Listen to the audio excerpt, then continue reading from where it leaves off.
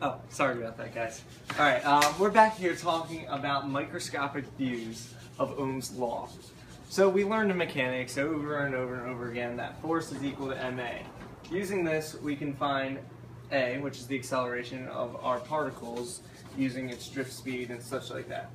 So we also learned that the force of an electron or anything of the sort is equal to EQ or QE over m. That gives us the acceleration. Now, Q in this sense is going to be an electron, so we just represent that by using E, lowercase e.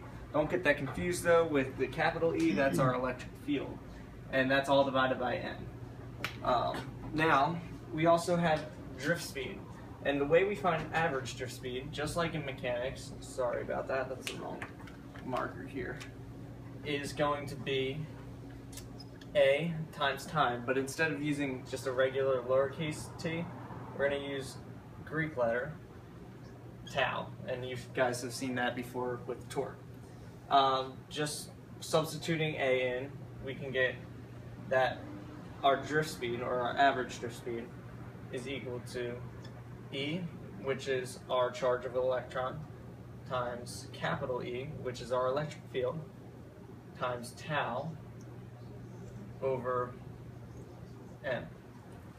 Now if we come back here to our current density J, we remember that n times E times our drift speed is equal to J, and solving for our drift speed we get that J is over n times E.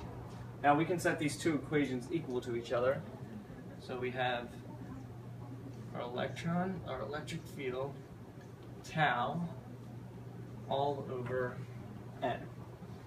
Now we can also solve for our electric field here, which would give us E equals J m over E squared n tau. Now, if you guys can see here, we have our electric field is equal to rho J. Now, we already have a J in the equation, so what we can do, we can just get this out of the top here and put it off to the side. Now, if you're like me, you can just tell that m over E squared n tau is equal to our resistivity constant, rho.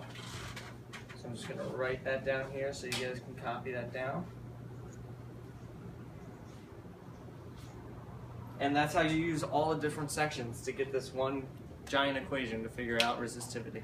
It's a simple 17-step problem. Simple 17 steps.